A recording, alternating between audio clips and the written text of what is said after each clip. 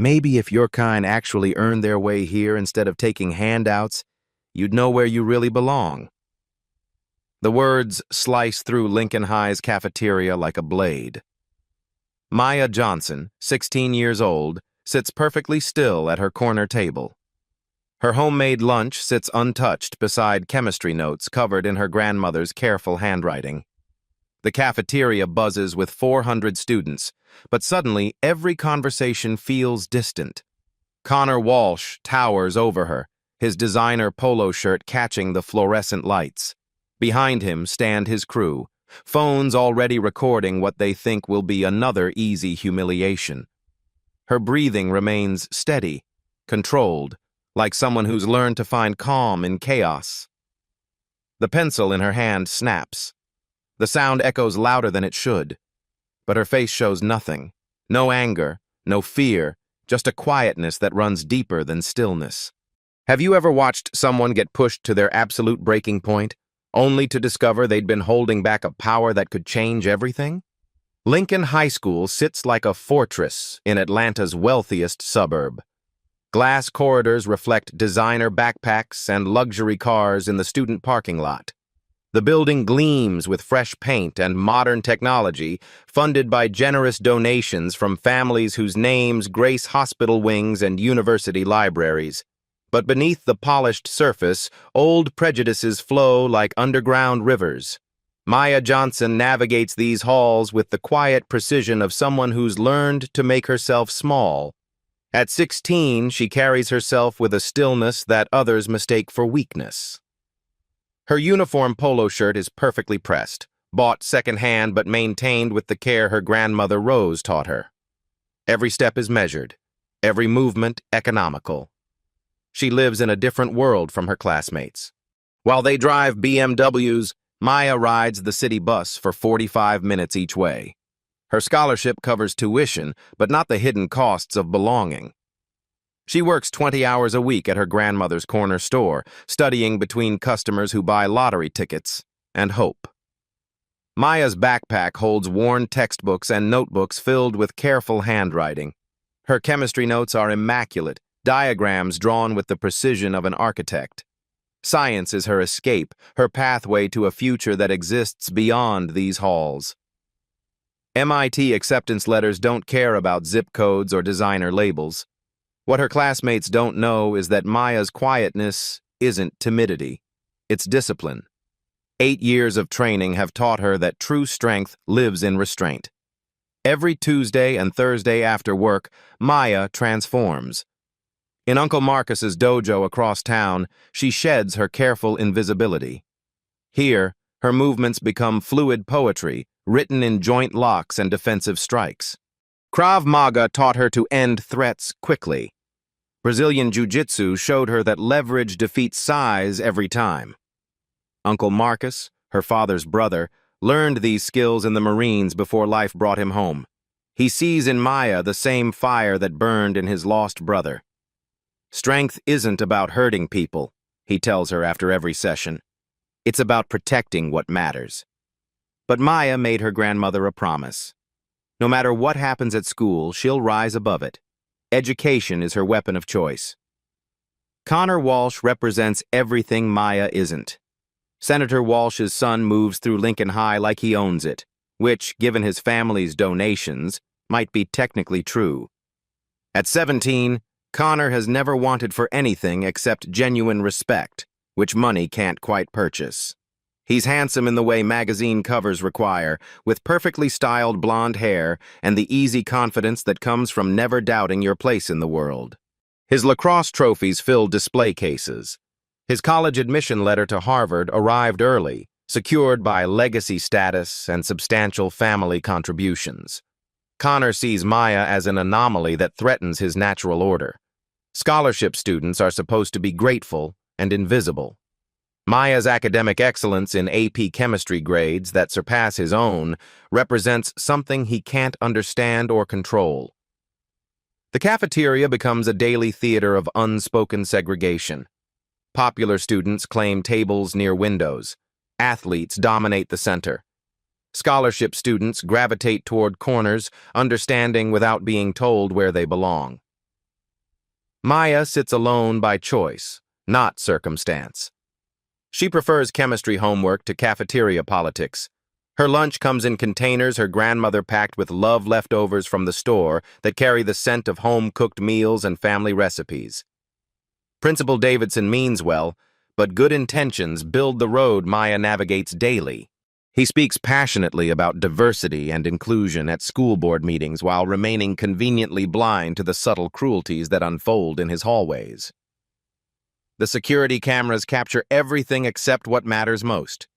The whispered comments, the social isolation, the 1,000 small cuts that draw no blood but leave lasting scars.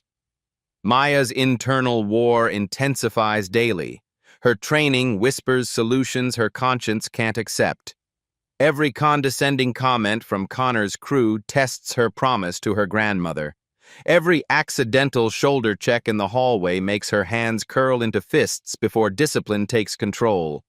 She knows she could end any confrontation in seconds. The knowledge sits heavy in her chest like a loaded weapon she's sworn never to use. But promises have limits, and even the strongest foundations crack under enough pressure. Connor's attention isn't random anymore. There's something specific he wants from Maya, something that goes beyond casual cruelty. The way he watches her during chemistry class suggests a plan forming behind those blue eyes. Something is coming, and Maya can feel it building like pressure before a storm. The theft happens in plain sight, hidden behind smiles and handshakes. Maya discovers it 3 weeks before the state science fair. Her AP Chemistry project months of original research on sustainable energy conversion now bears Connor Walsh's name on the registration forms. Her innovative approach to solar cell efficiency has become his groundbreaking work. The evidence sits undeniable. Screenshots of Connor's social media posts, email timestamps showing her original submissions weeks before his, lab notes in her handwriting appearing in Connor's portfolio. Maya approaches Connor's table during lunch. The cafeteria noise fades. Connor lounges with his crew, discussing weekend plans at his family's lake house. "We need to talk about the science fair project," Maya says, voice steady despite the fire in her chest. "What project would that be?" Connor's smile never wavers. Maya spreads evidence across his table-printed emails, lab notes, time-stamped photos. "The solar cell research you submitted under your name. My research." Connor examines papers with theatrical confusion. His crew leans in, phones discreetly recording. "I'm not sure what you're trying to prove here." "You stole my work." The words hang like an accusation of murder. Nearby, conversations pause. Students lean closer. Connor shifts to wounded innocence. "That's a serious allegation, Maya.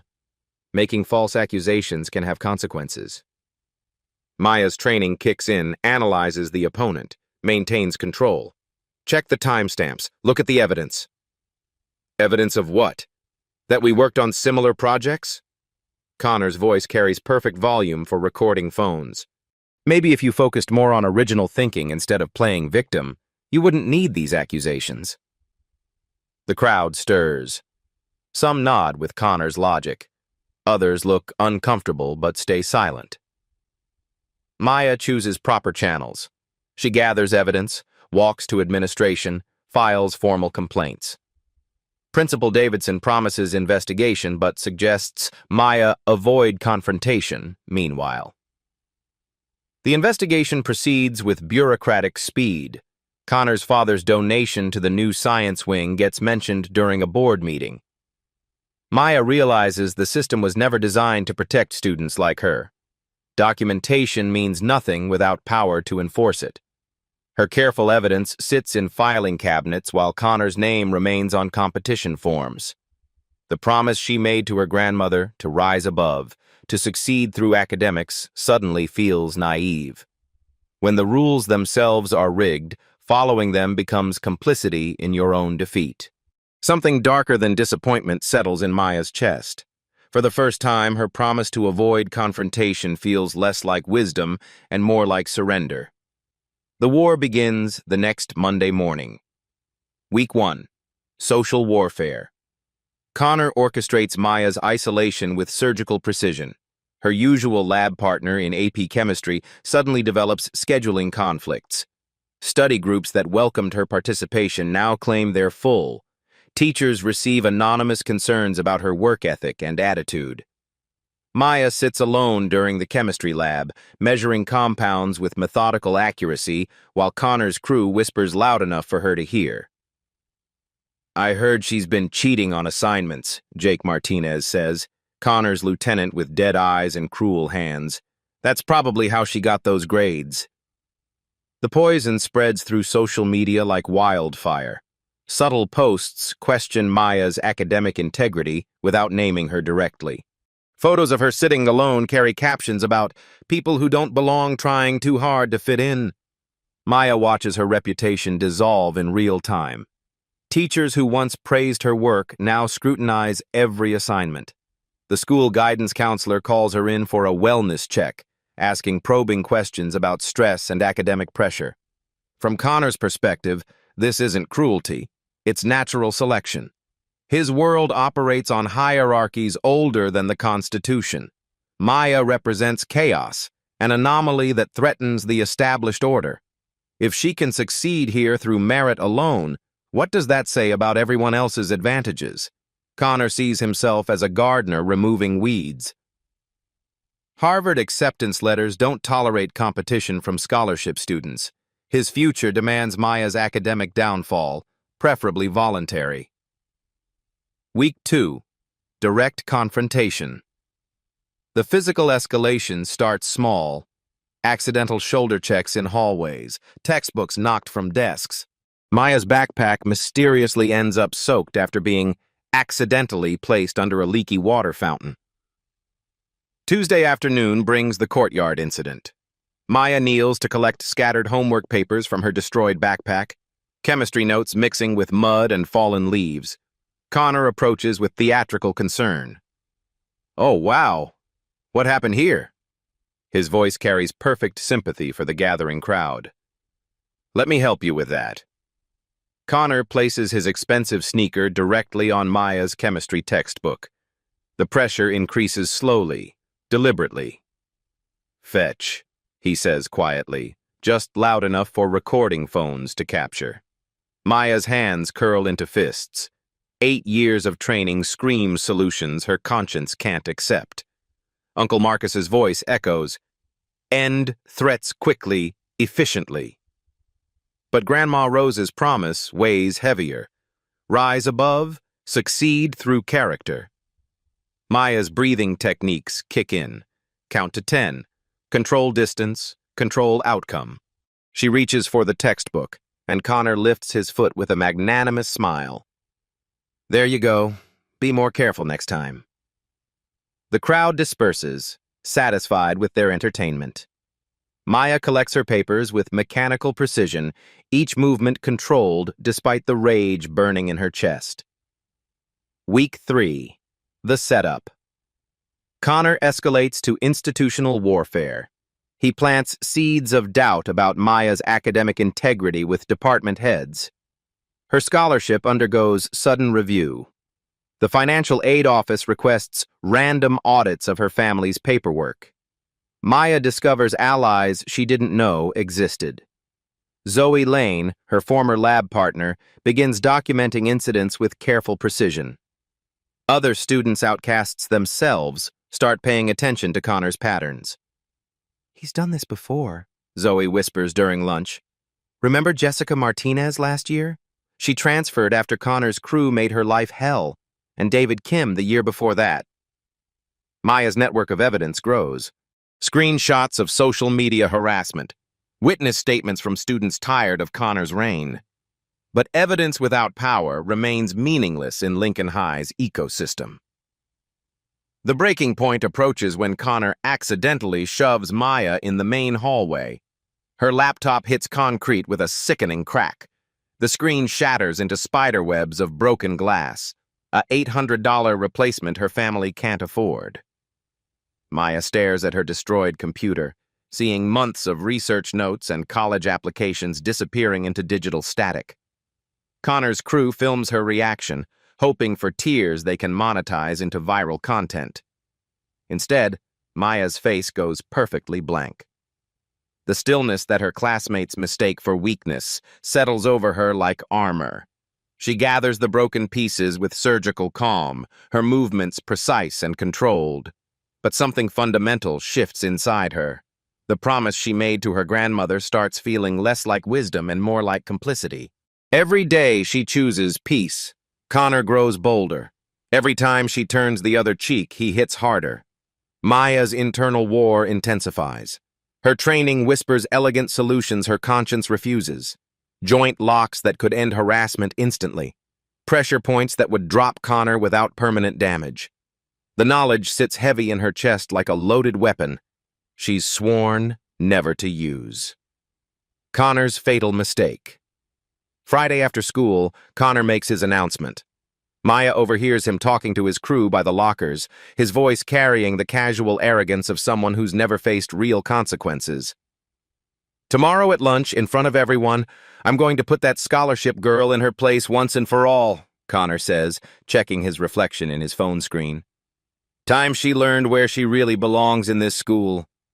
Jake laughs with nervous energy. "What are you going to do?" "Something public. Something that makes sure she never forgets her position here." Connor's smile carries the cold calculation of inherited cruelty. The cafeteria during peak lunch hour. 400 witnesses. Let's see how tough she is when everyone's watching. Maya stands frozen by her locker, hearing every word. Connor isn't just planning another humiliation, he's choosing the cafeteria deliberately for maximum audience impact.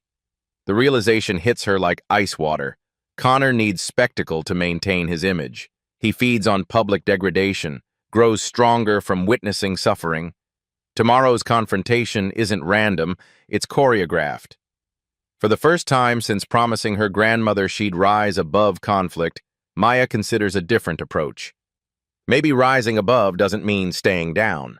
Maybe sometimes standing up requires showing exactly who you really are. The lunch table confrontation is no longer a possibility, it's inevitable.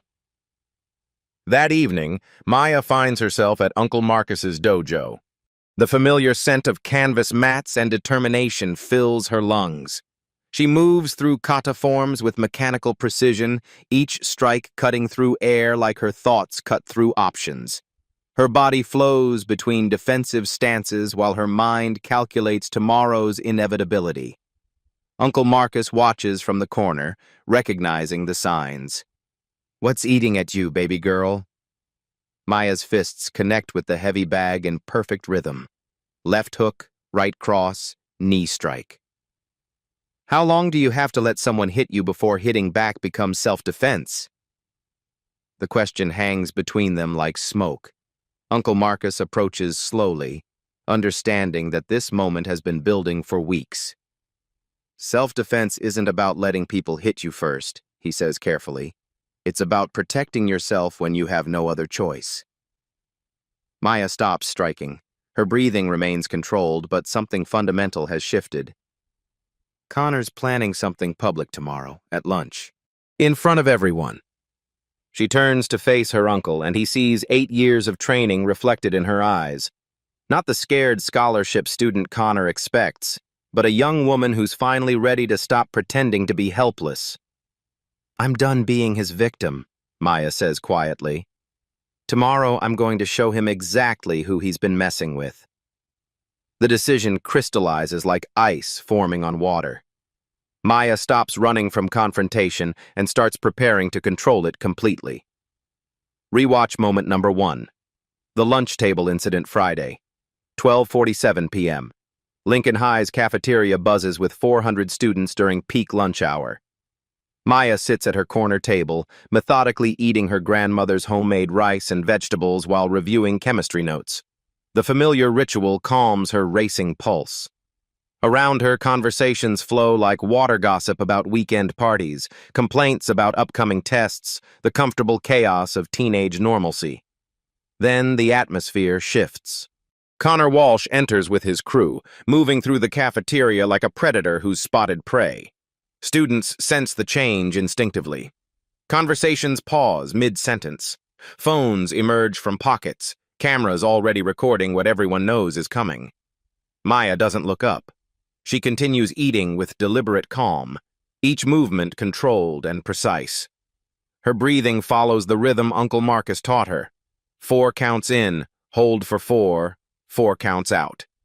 Control breathing, control everything.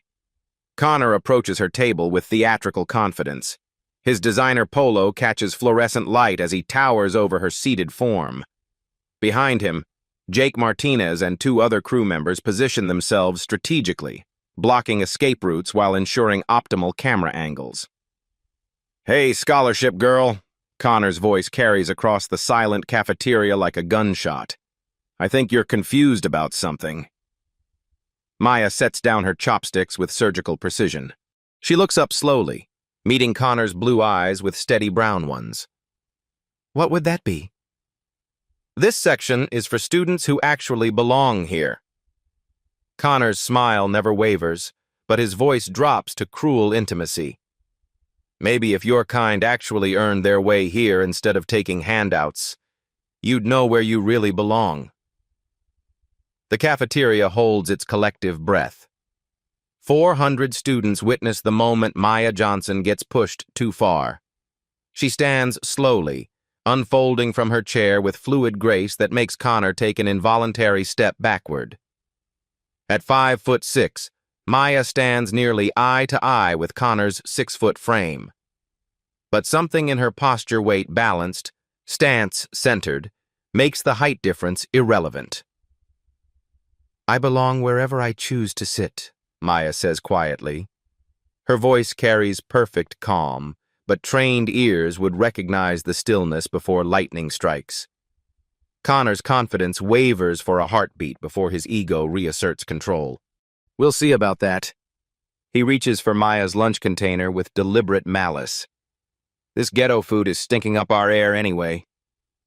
Connor grabs the container and dumps its contents across the floor. Rice scatters like confetti. Vegetables splash against concrete. The meal Maya's grandmother prepared with love becomes debris at Connor's feet. "Oops," Connor says with theatrical innocence. "Maybe next time pack something that doesn't make everyone sick." The crowd stirs. Some students laugh nervously. Others film with shameless excitement. Most watch in uncomfortable silence, witnessing cruelty they lack courage to stop.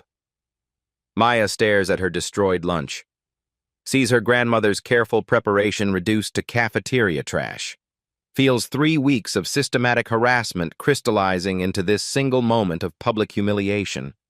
Something inside her finally breaks free. "You made a mistake," Maya says, her voice carrying deadly calm. Connor laughs with genuine amusement. "What are you going to do about it? Cry to your welfare grandmother?" He shoves Maya hard in the chest, expecting her to stumble backward into her chair. Instead, Maya absorbs the impact with perfect balance. Her feet remain planted. Her stance doesn't shift. Connor's push accomplishes nothing except announcing his aggressive intent to 400 witnesses. The cafeteria goes completely silent. Maya's training takes over like muscle memory written in bone and blood. 8 years of discipline condense into 3 seconds of controlled violence. Phase 1. The first strike. Connor swings wildly, throwing a right haymaker with all his entitled rage behind it. Maya moves like water. A simple step to the left makes his fist whistle harmlessly past her ear. Her right forearm rises in a perfect Krav Maga block, deflecting his momentum while her left hand grabs his extended wrist. Phase 2. The hip throw. Maya steps into Connor's range, her left foot sweeping behind his right leg while her hip drives into his center of gravity. Physics and leverage combine in beautiful harmony. Connor's 6-foot frame goes airborne, rotating over Maya's hip before crashing across the lunch table behind her. Food trays explode, plastic containers scatter. Connor lands hard against the table edge, gasping as air evacuates his lungs. Phase 3. Multiple threats. Jake Martinez charges from Maya's blind spot, loyalty overriding intelligence. Without turning around, Maya executes a perfect back kick. Her heel drives into Jake's solar plexus with surgical precision, dropping him to his knees as he struggles for breath. The third attacker, Tommy Brooks, Connor's cousin, hesitates at the edge of striking range. Maya pivots to face him, settling into a combat stance that makes every martial artist in the building sit up and take notice. Weight balanced on the balls of her feet. Hands raised in perfect guard position. Eyes locked on target with predatory focus. Her breathing remains controlled, steady, like someone who's done this before. Tommy backs away with raised hands. I'm good. I'm good. Phase 4. The revelation. The entire cafeteria stares in shocked silence. 400 students witness the quiet scholarship girl they thought they knew reveal herself as something else entirely, something dangerous, something trained. Connor struggles to his feet, designer shirt torn and ego shattered. His face cycles through confusion, rage, and dawning humiliation as he realizes what just happened. You can't. How did you? He stammers, looking around desperately for support that isn't coming. Maya stands perfectly still in the center of the chaos, her breathing controlled and eyes alert for additional threats. I was eating my lunch, she says with deadly calm. You chose this. Phones capture every angle. Students who were filming Connor's planned humiliation now document his complete defeat. The video that was supposed to show Maya's destruction instead reveals her hidden power. The silence stretches for an eternal moment before exploding into excited whispers. Did you see that move?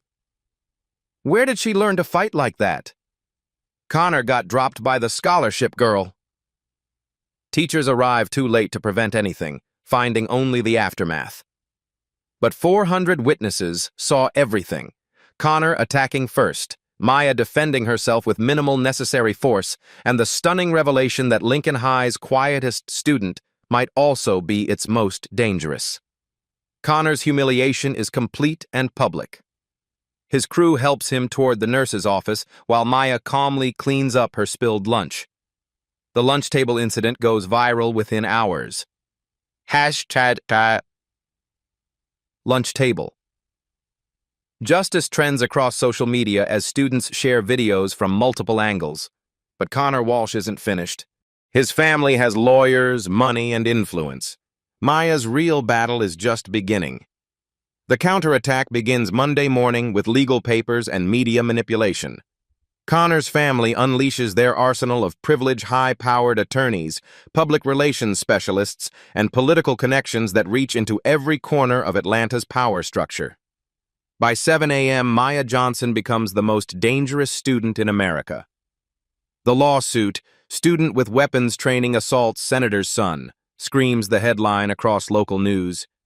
The story writes itself with surgical precision. Scholarship student with hidden martial arts background viciously attacks innocent classmate during lunch. Maya stares at her phone screen, watching her life transform into someone else's narrative. The cafeteria video plays on loop across news stations, but carefully edited versions remove Connor's initial aggression. Viewers see only Maya's devastating counterattack hip throw, back kick, combat stance without context. Attorney Mitchell Rothschild, Connor's family lawyer, addresses reporters outside Lincoln High with practiced gravitas. My client suffered physical assault by a student trained in multiple combat disciplines. Maya Johnson's martial arts background makes her legally responsible for de-escalation, not escalation. The legal argument cuts like a blade. Maya's training transforms her from victim to weapon. The video problem. While the full cafeteria footage clearly shows Connor dumping Maya's lunch and shoving first, Rothschild argues Maya's response constituted excessive force. Her martial arts skills, he claims, made her the real aggressor.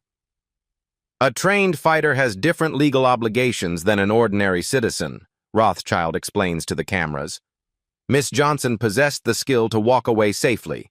Instead, she chose violence. The narrative spreads like wildfire across social media. Professional trolls amplify messages questioning why Maya didn't simply leave the cafeteria. Comment sections fill with speculation about premeditation and hidden agendas. Maya's allies fight back with truth, but truth travels slower than manufactured outrage.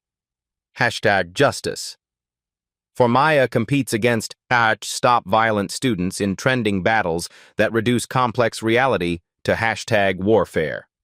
Connor's POV. The victim's story. From Connor's perspective, the lawsuit isn't revenge, it's justice.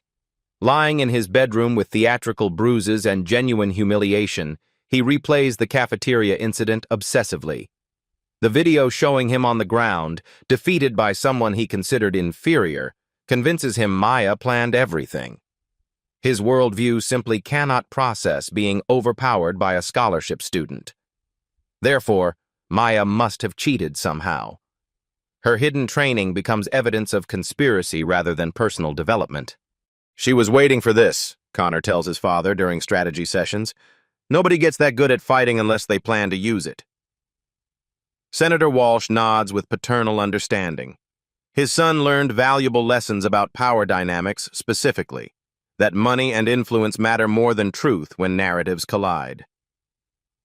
Public opinion manipulation.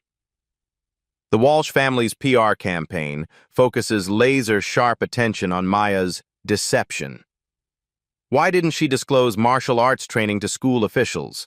Why hide skills that made her dangerous to classmates? Television pundits debate whether students with combat training should face different disciplinary standards.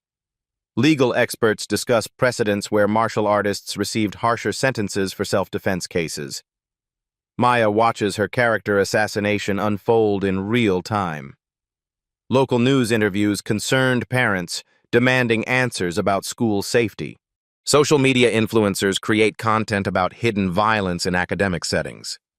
The scholarship student who defended herself becomes the aggressor who brought weapons to school, weapons that happened to be attached to her body. Maya's crisis. The legal fees threaten everything. Grandma Rose's corner store mortgage, Maya's college fund, the stability they've built through decades of careful saving. Attorney consultations cost more than the store profits in good months. Principal Davidson suspends Maya pending investigation, citing safety concerns for all students. Her academic record years of perfect attendance and honor roll achievements means nothing against viral video evidence and legal pressure. Media camps outside their modest home. Reporters shove microphones toward Grandma Rose, asking if she knew her granddaughter was trained to hurt people. The woman who raised Maya with love and discipline becomes complicit in a manufactured scandal. Maya's scholarship undergoes emergency review. College admissions officers distance themselves from controversial applicants. MIT, her dream school, requests clarification about recent incidents involving violence. 8 years of academic excellence dissolve in 48 hours of coordinated character assassination. The setup. Rothschild arranges a private meeting with Maya and her court-appointed attorney. The Walsh family's terms are generous. Drop all self-defense claims, issue public apology, transfer to different school districts, and accept a 2-year social media ban. In exchange, all charges disappear. Maya's academic record gets sealed. The family receives compensation for legal expenses and emotional trauma.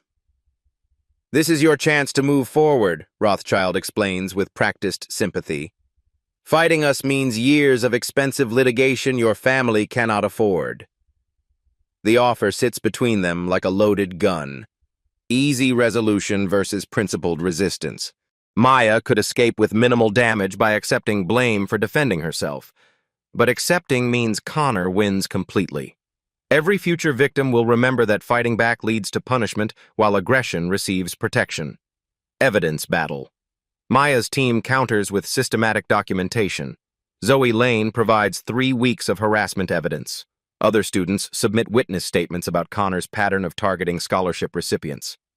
The full cafeteria footage emerges through student phones, showing Connor's premeditated approach and escalating aggression. His recorded threats about putting Maya in her place contradict claims of innocent interaction. Most damaging, Connor's own social media reveals posts bragging about the lunch confrontation before it happened. Screenshots show him discussing teaching people their place with casual cruelty. Legal precedent. The case becomes a test of whether martial arts training makes someone more liable for self-defense responses or more responsible for restraint. Legal scholars debate fundamental questions about victim rights versus social obligations. If Maya's training makes her dangerous, does that eliminate her right to defend herself? If knowledge equals responsibility, can education become a legal trap? The trap. Springs Rothschild's confidence cracks when discovery reveals Connor's systematic planning. The spontaneous lunch interaction dissolves under evidence of deliberate harassment campaigns and witnessed threats. Social media posts show Connor encouraging friends to film Maya's humiliation. Group chats reveal discussions about putting the scholarship girl in her place permanently. The victim narrative collapses when premeditation proves Connor orchestrated everything except Maya's competent response, new pressure. Now, the school district pressures Maya to accept quiet expulsion rather than generate negative publicity about violence on campus. Insurance companies demand resolution before liability questions reach court. Everyone wants Maya to disappear quietly, accepting blame to protect institutional reputations and Connor's political future. But Maya made her choice in Uncle Marcus's dojo. She's done being anyone's victim. The disciplinary hearing will determine whether defending yourself constitutes attacking others when you possess the skills to fight back. Rewatch. Moment number 2. The hearing. The disciplinary hearing convenes in Lincoln High's main conference room on a gray Thursday morning. Media vans line the street outside. Protesters hold signs reading, "Protect our students" and "Justice for Maya." The nation watches a 16-year-old girl defend her right to defend herself. Maya sits at a small table with her court-appointed attorney, David Kim, overworked, underpaid, but determined to prevent injustice. Across the room, Connor's legal team occupies half the space with files, laptops, and the confident posture of people who've never lost. Principal Davidson chairs the hearing with visible discomfort. School board members flank him, their faces reflecting the impossible politics of their position. Disciplining a senator's son carries risks.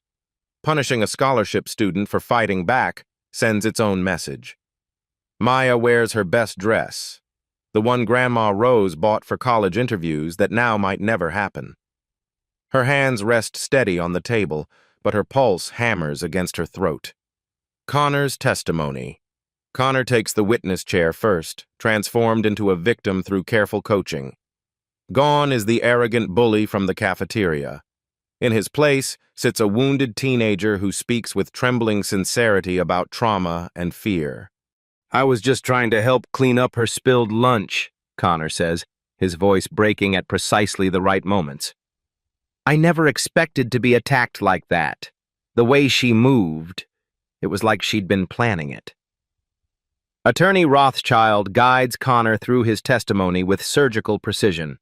Each question builds the narrative of an innocent student versus a trained aggressor.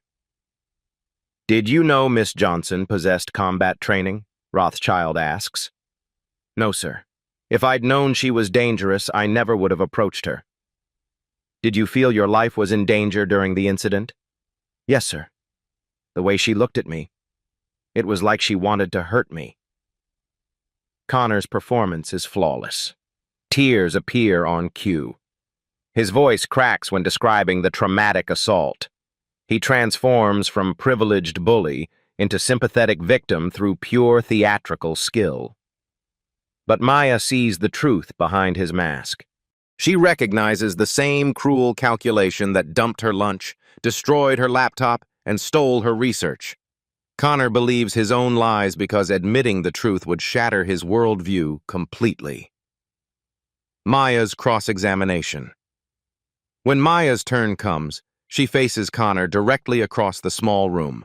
No lawyers, no prepared statements, just truth confronting performance in the most important conversation of her life. Connor, Maya begins, her voice steady despite everything at stake. You said you were trying to help clean up my spilled lunch. What happened to my lunch before any physical contact occurred? Connor's composure flickers. I don't remember exactly. There was some kind of accident. An accident? Maya pulls out her phone, cueing the full cafeteria video. May I show what actually happened? Rothschild objects, but Principal Davidson overrules. The video plays on the room's main screen, crystal clear footage from multiple student phones, carefully synchronized. Connor approaches Maya's table. His voice carries clearly. Maybe if your kind actually earned their way here instead of taking handouts, you'd know where you really belong. He grabs Maya's lunch container deliberately, dumping contents across the floor with theatrical malice. This ghetto food is stinking up our air anyway. The room watches Connor's accident reveal itself as calculated cruelty. Is that how you remember helping me clean up? Maya asks quietly. Connor's mask slips. Color rises in his cheeks as his coached testimony collapses against video evidence. That's not how it looked from my perspective. Your perspective? Maya's training keeps her voice level despite the rage building in her chest. What was your perspective when you shoved me after destroying my grandmother's food? I barely touched you. Is shoving someone the same as not touching them? Maya asks. And what happened after you shoved me? Connor's composure cracks completely. The victim persona dissolves, revealing the entitled bully underneath. You threw me across the table. You could have killed me. I defended myself after you attacked me, Maya says calmly, using minimal force necessary to end the threat you created. The twist. Maya's attorney introduces evidence that changes everything.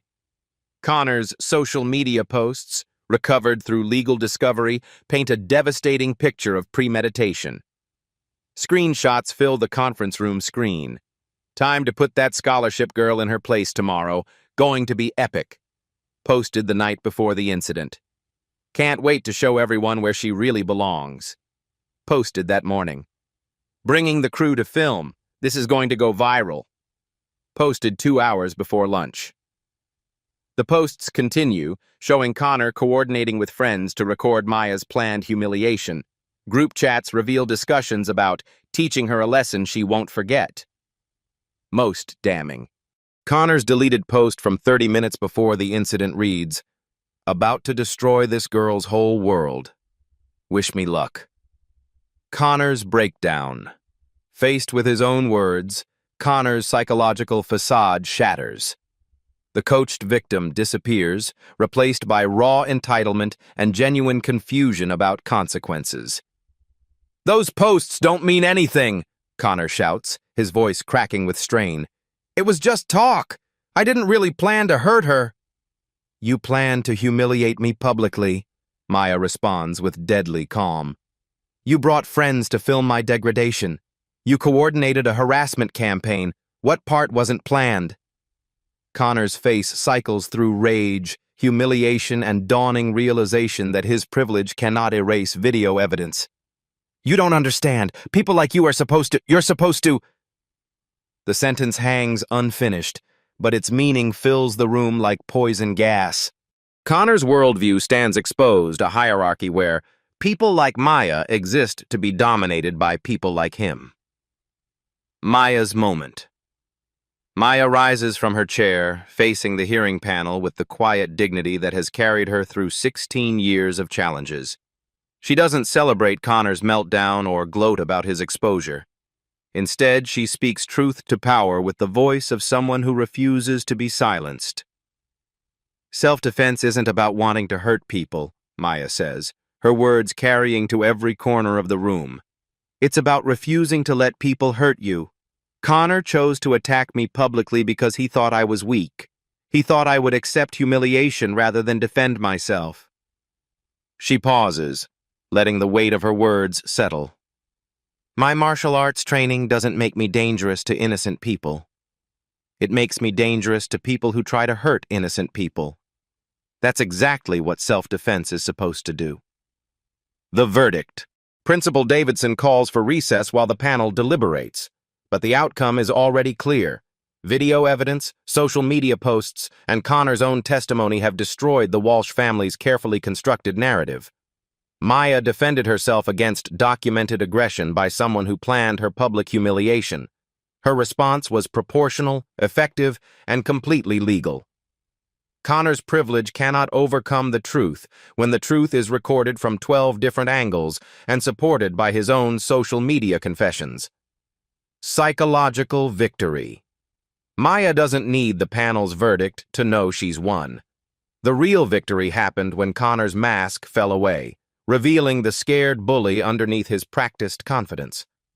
She proved she belongs in any room she enters, not through violence, but through intelligence, preparation, and moral courage. Connor learned that actions have consequences, even for senators' sons. And Maya discovered that standing up for yourself doesn't require apologizing for being strong. Rewatch moment number 3, the verdict. Principal Davidson returns to the conference room 47 minutes later. His face carries the weight of a decision that will echo far beyond Lincoln High's walls. Maya sits perfectly still, her breathing controlled despite everything hanging in balance. After reviewing all evidence, including video documentation and social media records, this panel finds that Maya Johnson acted in legitimate self-defense against documented aggression. Davidson announces, "All disciplinary charges are dismissed." The room erupts. Reporters surge toward doors. Camera flashes explode like lightning. But Maya remains seated, absorbing vindication with the same quiet dignity she's shown throughout this ordeal. Connor's downfall. Connor's consequences arrive with mathematical precision. The same social media posts that documented his premeditation now provide evidence for criminal harassment charges. His carefully curated college application becomes evidence of systemic bullying behavior. Harvard's admissions office receives copies of the cafeteria video alongside Connor's deleted posts about destroying Maya's whole world. His early acceptance letter disappears faster than his fake victim narrative. The criminal charges multiply: assault, harassment, conspiracy to create a hostile educational environment. Senator Walsh's political connections cannot shield his son from video evidence watched by millions. Connor faces mandatory community service, anger management counseling, and public apology requirements. More importantly, he faces the first real consequences of his life accountability for actions he thought privilege would protect. His crew scatters like roaches in sunlight. Jake Martinez transfers schools to escape association. Tommy Brooks deletes his social media entirely. Fair-weather friends discover urgent reasons to avoid Connor's company. The bully who fed on public humiliation now experiences it himself. School policy revolution. Lincoln High implements comprehensive anti-bullying protocols with actual enforcement mechanisms. Teachers receive training on recognizing subtle discrimination disguised as social dynamics. The invisible segregation of the cafeteria dissolves under administrative attention. Maya's case becomes required study material for faculty development. Her documentation techniques, systematic evidence gathering, witness coordination, social media preservation become standard recommendations for harassment victims. The school establishes a peer mediation program with real authority to investigate complaints. Students learn that reporting bullying behavior leads to swift consequences rather than administrative bureaucracy. Most significantly, Maya's right to defend herself gets enshrined in official policy. Students facing physical aggression can respond proportionally without fear of disciplinary retaliation. Maya's choice. Elite private schools offer Maya full scholarships and fresh starts. Exclusive academies promise freedom from the memories that haunt Lincoln High's halls. The chance to escape seems perfect: new environment, prestigious education, clean slate. But Maya chooses to stay. Running away means nothing changes for the next student Connor targets, she explains to Grandma Rose. I belong here just as much as anyone else. Maybe more, now that I've proved it. Her decision sends ripples through the student body. Other scholarship recipients stop apologizing for their presence. Quiet students find voices they didn't know they possessed. The culture shift begins with individual courage and spreads through collective inspiration. Academic vindication. Maya's original chemistry project, the research Connor stole, wins the state science fair under her name.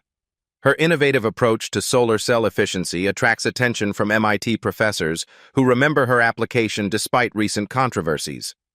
The scholarship investigation concludes with full restoration and formal apology. Maya's academic record reflects what it always should have. Excellence achieved through merit, dedication, and intelligence that privilege cannot purchase. College admissions officers who distanced themselves now compete for her attention. MIT's acceptance letter arrives with a handwritten note from the admissions dean expressing regret for any doubt about her character. Movement spreads. Stand Up Responsibly trends globally as Maya's story inspires similar courage worldwide. Students document harassment more systematically. Schools implement better protection policies. The conversation shifts from, "Why didn't she just walk away?" to, "Why should anyone have to?" Maya receives messages from teenagers across continents. Scholarship students who stopped accepting humiliation. Bullying victims who learned to gather evidence. Young women who discovered strength they didn't know they possessed. The lunch table incident becomes more than viral video content. It becomes a handbook for standing up to injustice through legal channels, documented evidence, and controlled response. Personal growth. Maya's relationship with her martial arts training evolves beyond self-defense. She begins teaching classes at Uncle Marcus's dojo, sharing techniques for confidence and personal safety. Her students learn that true strength comes from discipline, not dominance. Power without responsibility is just violence, she tells new students. But responsibility without power is just victimhood. Real strength is knowing when and how to use what you've learned. Final confrontation. 3 weeks after the hearing, Maya encounters Connor in Lincoln High's main hallway. No crews, no cameras, no audience. Just two teenagers whose lives intersected violently and now must coexist in shared space. Connor approaches slowly, his previous arrogance replaced by something resembling humility. "Maya," he says quietly, "I want you to know, I understand now. What I did was wrong." Maya studies his face, searching for manipulation behind apparent sincerity, finds only exhaustion and the first glimpses of genuine remorse. "Apologies don't undo damage," Maya responds, "but they're a start toward doing better." They walk past each other without further words. No friendship, no forgiveness, but recognition that growth is possible even for people who seemed irredeemable. Change, Maya realizes, sometimes begins with the simple act of refusing to be someone else's victim. 6 months later, Maya Johnson walks across Lincoln High's graduation stage as valedictorian, her cap and gown billowing in late spring wind. The same cafeteria where Connor once tried to humiliate her now hosts a celebration in her honor. 400 students who witnessed her transformation rose in standing ovation. Her acceptance letter to MIT sits framed in Grandma Rose's corner store, displayed between family photos and community awards. Full scholarship, early admission to the chemical engineering program, and a handwritten invitation to join the university's renewable energy research team. The chemistry project Connor stole, now rightfully bearing Maya's name, captured national attention at the science fair. Her innovative solar cell design caught the eye of clean energy companies offering internships and research opportunities. Innovation, it turns out, cannot be stolen permanently. School transformation. Lincoln High becomes a model for inclusive excellence across the district. The peer mediation program Maya inspired handles over 200 cases in its first semester. Bullying incidents drop 70% as students learn that harassment leads to swift, documented consequences. The cafeteria seating transforms organically. Natural integration replaces invisible segregation as students discover that character matters more than zip codes. Maya's corner table becomes a symbol empty by choice, not exclusion. Principal Davidson credits Maya's documentation techniques with revolutionizing how schools handle harassment complaints. She taught us that believing victims starts with preserving evidence, he explains to education conferences nationwide. Teachers receive quarterly training on recognizing privilege-based discrimination. The subtle cruelties that once went unnoticed now face immediate intervention.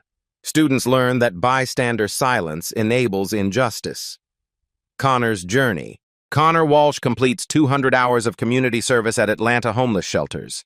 The work strips away layers of entitlement, revealing someone capable of empathy buried beneath years of toxic privilege.